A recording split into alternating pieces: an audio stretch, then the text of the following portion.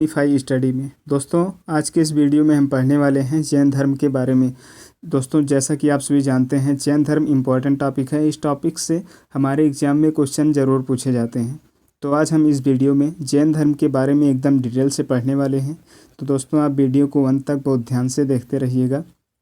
आपको इस टॉपिक से मोस्ट इम्पॉर्टेंट क्वेश्चन मिलने वाले हैं, तो वीडियो को आप देखते रहिएगा। आज के बाद आपका कोई एक भी क्वेश्चन मिस नहीं होगा इस टॉपिक से। तो चलिए स्टार्ट करते हैं। सबसे पहले हम देख लेते हैं कि जैन धर्म के संस्थापक कौन थे। तो जैन धर्म के संस्थापक ऋषभ देव को माना जाता है। यहाँ से दो क्वेश्चन बनते हैं दोस्तों। नंबर 1 कि जैन धर्म के संस्थापक कौन थे। तो जैन धर्म के संस्थापक ऋषभ देव को माना जाता है। उसके बाद अगला क्वेश्चन बनता है दोस्तों कि जैन धर्म के वास्तविक संस्थापक कौन थे। तो जैन धर्म के वास्तविक संस्थापक महावीर स्वामी जी को माना जाता है। महावीर स्वामी जी को जैन धर्म के वास्तविक संस्थापक माना जाता है। आगे बढ़ते हैं दोस्तों। फिर आता है ऋषभ देव एवं अरिष्ट नेमि भगवान कृष्ण का संबंधी का उल्लेख ऋग्वेद में मिलता है। तो दोस्तों, ऋग्वेद में अरिष्ट नेमि एवं ऋषभ देव का उल्लेख मिलता है। इन्हें भगवान कृष्ण का संबंधी बताया जाता है। तो ऋषभ देव पहले नंबर के तीर्थकर थे और 22वें नंबर के तीर्थकर अरिष्ट नेमि जैन धर्म के 22वें नंबर के अरिष्ट नेमि तीर्थकर थे। इन दोनों का संबंध भगवान कृष्ण से बताया जाता है। तो आगे देखते हैं दोस्तों। यहाँ से क्वेश्चन बनता है कि किन दो जैन तीर्थकरों का संबंध भगवान कृष्ण से है। तो इसका आंसर हो जाएगा ऋषभ देव एवं अरिष्ट नेमि। आगे देखते हैं। श्वेतांबर संप्रदाय के अनुसार 19वें जैन तीर्थकर मल्लीनाथ स्त्री थी। यहाँ से भी दोस्तों इंपॉर्टेंट क्वेश्चन बनता है कि एकमात्र महिला कौन सी थी जो जैन धर्म की तीर्थकर थी। तो उसका नाम मल्लीनाथ है। ये 19वें नंबर की जैन तीर्थकर थी एवं इनका नाम मल्लीनाथ है। यह एकमात्र महिला थी जो जैन धर्म की तीर्थकर थी। आगे दोस्तों बनता है क्वेश्चन कि पारसनाथ जैन धर्म के किस नंबर के तीर्थकर थे। तो पारसनाथ जैन धर्म के 23वें नंबर के तीर्थकर थे। ये अश्वसेन काशी नरेश के पुत्र थे। ये इंपॉर्टेंट क्वेश्चन है दोस्तों। आगे बढ़ते हैं।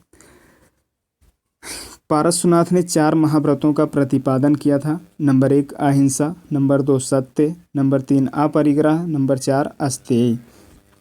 अस्तेय यानी चोरी न करना, अपरिग्रह यानी सामाजिक संसाधनों का त्याग। पारसनाथ के अनुयायियों को निर्ग्रंथ कहा गया, यानी निर्ग्रंथ यानी बंधनहीन कहा गया है। यानी पारसनाथ के फॉलोअर को बंधनहीन कहा गया है। आगे जो महावीर स्वामी जैन धर्म के 24वें एवं अंतिम तीर्थकर थे। जैन धर्म के अंतिम तीर्थकर का नाम था महावीर स्वामी। महावीर स्वामी का जन्म 540 ईसा पूर्व में कुंडग्राम वैशाली में हुआ था। इनके पिता का नाम सिद्धार्थ तथा माता का नाम त्रिशला था। यहाँ से इंपॉर्टेंट क्वेश्चन बनता है दोस्तों कि महावीर स्वामी का जन्म कहाँ हुआ था। तो कुंडग्राम वैशाली में हुआ था, इसका सही आंसर। उसके बाद में 30 वर्ष की अवस्था के बाद में महावीर स्वामी तपस्या में लीन हो गए थे। 12 वर्ष की कठिन तपस्या के बाद में महावीर स्वामी को रिजुपालिका नदी के तट पर साल वृक्ष के नीचे संपूर्ण ज्ञान प्राप्त हुआ। यानी 30 वर्ष की अवस्था में तपस्या में लीन हुए थे। 12 वर्ष के बाद संपूर्ण ज्ञान का प्राप्त हुआ, यानी 42 वर्ष की अवस्था में महावीर स्वामी को ज्ञान की प्राप्ति हुई। ज्ञान की प्राप्ति के बाद में महावीर स्वामी जिन यानी विजेता एवं अरहत पूज्य यानी निर्ग्रंथ यानी बंधनहीन कहलाए थे। उसके बाद में महावीर का विवाह यशोदा के साथ हुआ था। महावीर की पुत्री का नाम प्रियदर्शनी था। महावीर ने अपना उपदेश प्राकृतिक यानी अर्धमागधी भाषा में दिया था। यहाँ से दोस्तों इंपॉर्टेंट क्वेश्चन बनता है कि महावीर स्वामी ने उपदेश किस भाषा में दिया था। तो इसका आंसर हो जाएगा प्राकृतिक अर्धमागधी भाषा में महावीर ने अपने उपदेश दिए थे। आगे बनता है दोस्तों कि महावीर स्वामी का प्रथम अनुयायी कौन था। तो महावीर स्वामी का प्रथम अनुयायी उनका दामाद यानी प्रियदर्शनी का पति जामाली महावीर स्वामी का प्रथम अनुयायी था। उसके बाद दोस्तों प्रथम जैन भिक्षुणी नरेश दधिवाहन की पुत्री चंपा थी। तो यहाँ से क्वेश्चन बनता है दोस्तों कि प्रथम जैन भिक्षुणी नरेश दधिवाहन की पुत्री चंपा। प्रथम जैन भिक्षुणी कौन थी। तो चंपा प्रथम जैन भिक्षुणी थी। आगे दोस्तों महावीर पुनर्जन्म एवं कर्मवाद में विश्वास करते थे। महावीर स्वामी मानते थे कि पुनर्जन्म होता है। उसके बाद में 30 वर्ष धर्म प्रचार करने के बाद में यानी 42 वर्ष की अवस्था में ज्ञान प्राप्ति के बाद 30 वर्ष तक धर्म प्रचार करने के बाद में 468 ईसा पूर्व में 72 वर्ष की आयु यानी 540 ईसा पूर्व से लेकर 468 ईसा पूर्व तक 72 वर्ष की आयु में राजगृह के समीप में पावा नामक स्थान पर महावीर स्वामी को निर्वाण प्राप्त हुआ था। महावीर स्वामी के गृहस्थों के लिए 5 अणुव्रत दिए थे। उसमें से नंबर 1 है सत्य वचन, नंबर 2 अहिंसा, नंबर 3 अस्तेय चोरी न करना, नंबर 4 था अपरिग्रह यानी सांसारिक वस्तुओं का त्याग, नंबर 5 ब्रह्मचर्य। जैन धर्म ने अपने आध्यात्मिक विचारों को सांख्य दर्शन से ग्रहण किया है। जैन धर्म में अपने आध्यात्मिक विचारों को सांख्य दर्शन से ग्रहण किए हैं। जैन धर्म में आत्मा को तो स्वीकार किया जाता है लेकिन ईश्वर को नहीं मानते हैं। जैन धर्म के लोग आत्मा को तो मानते हैं मगर ईश्वर को नहीं मानते हैं। इसमें दोस्तों इम्पॉर्टेंट क्वेश्चन यहाँ से बनता है कि जैन धर्म को मानने वाले राजा के नाम बताओ। तो यहाँ से उदयन, चंद्रगुप्त मौर्य, कलिंग नरेश एवं चंदेल शासक जैन धर्म को मानने वाले राजा थे। आगे दोस्तों क्वेश्चन बनते हैं यहाँ से कि खजुराहो में स्थित जैन मंदिर का निर्माण किसने करवाया था। तो खजुराहो में स्थित जैन मंदिर का निर्माण चंदेल शासकों के द्वारा करवाया गया था।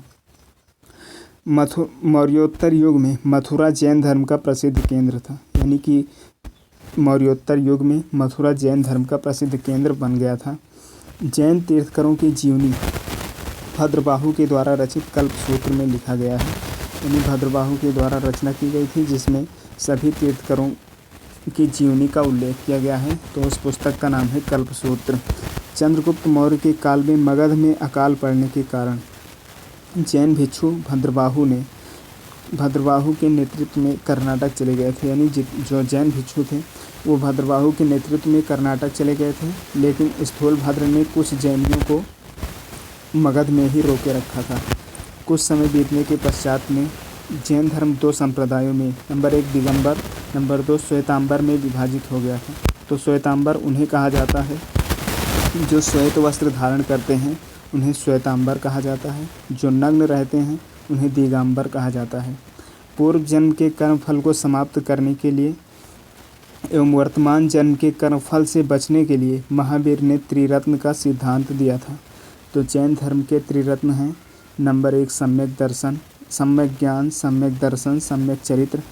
यहाँ से इम्पॉर्टेंट क्वेश्चन बनता है दोस्तों कि महावीर के द्वारा त्रिरत्न का सिद्धांत का नाम बताइए।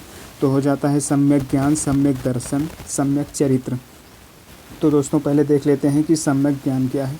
तो जैन धर्म के सिद्धांतों का ज्ञान ही सम्यक ज्ञान कहलाता है, यानी जो जैन धर्म के सिद्धांत हैं उनका ज्ञान है तो आपको सम्यक ज्ञान कहलाता है।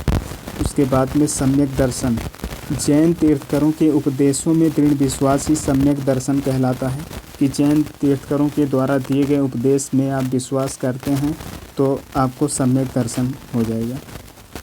सम्यक चरित्र, तो प्राप्त ज्ञान को कार्य रूप में परिणत करने को ही सम्यक चरित्र कहा जाता है कि आपको जो ज्ञान प्राप्त हुआ है उसे कार्य रूप में परिणत करना ही सम्यक चरित्र कहलाता है। अब आगे देख लेते हैं दोस्तों कि प्रमुख जैन तीर्थकर एवं उनके प्रतीक क्या थे। कि हमारे प्रमुख थे उन्हीं के बारे में हम देखने वाले हैं कि किस नंबर के तीर्थकर थे और उनके प्रतीक क्या थे। तो आगे देख लेते हैं कि उनके प्रतीक एवं तीर्थकर थे किस नंबर के, प्रतीक क्या थे, चलिए देखते हैं। नंबर 1 प्रथम थे ऋषभदेव, उनका प्रतीक था सांड। तो यहाँ से इम्पोर्टेंट क्वेश्चन बनता है दोस्तों कि ऋषभदेव का प्रतीक क्या था। तो आंसर हो जाता है सांड, इनका प्रतीक था। दूसरे नंबर के थे अजीतनाथ, उनका प्रतीक था हाथी। तीसरे नंबर पे थे शंभुनाथ, उनका प्रतीक था घोड़ा। एवं सातवें नंबर पे आते हैं दोस्तों संपारसनाथ, उनका प्रतीक था स्वास्तिक। यहाँ से इम्पोर्टेंट क्वेश्चन बनता है संपारसनाथ के बारे में दोस्तों कि संपारसनाथ का प्रतीक क्या था। तो स्वास्तिक। एक बार ऐसे भी क्वेश्चन घुमा के पूछ लिया जाता है कि स्वास्तिक प्रतीक कौन से नंबर के जैन तीर्थकर का था एवं उनका नाम। तो वे 7वें नंबर के थे एवं संपारसनाथ नाम था तो उनका चिन्ह स्वास्तिक था। आगे देखते हैं 10वें नंबर पे दोस्तों। 10वें नंबर के तीर्थकर का नाम था शीतल, उनके प्रतीक का नाम था वृक्ष। एवं 14वें नंबर पे दोस्तों थे अनंतनाथ एवं उनका प्रतीक था बाज। आगे आ जाते हैं 16वें नंबर पे। 16वें नंबर के तीर्थकर का नाम था शांतिनाथ एवं प्रतीक था हिरण। 16वें नंबर के तीर्थकर का नाम था शांतिनाथ एवं उनका प्रतीक हिरण होता था। अब आते हैं दोस्तों इम्पोर्टेंट क्वेश्चन इनके बनता है मल्लीनाथ से। 19वें नंबर के थे। मल्लीनाथ एकमात्र महिला थी, इनका प्रतीक था कलश। तो दोस्तों 19वें नंबर के याद रखिएगा, बहुत इंपॉर्टेंट है, हर बार पूछ लिया जाता है कि उस तीर्थकर का नाम बताइए जो महिला तीर्थकर थी और किस नंबर की थी। मल्लीनाथ हैं, कलश प्रतीक चिन्ह है एवं 19वें नंबर के तीर्थकर हैं। आगे देखते हैं 21वें नंबर पे नेमिनाथ, इनका प्रतीक था नीलकमल। नेमिनाथ का प्रतीक नीलकमल था। 22वें नंबर पे थे अरिष्टनेमी, इनका प्रतीक था शंख। शंख था अरिष्टनेमी का। उसके बाद 23वें नंबर पे थे पारसुनाथ, इनका था सर्प। सर्प था प्रतीक पारसुनाथ का। उसके बाद 24वें नंबर पे आ जाते हैं हमारे महावीर स्वामी जी एवं अंतिम तीर्थकर थे, इनका प्रतीक था सिंह। 24वें नंबर के सिंह था।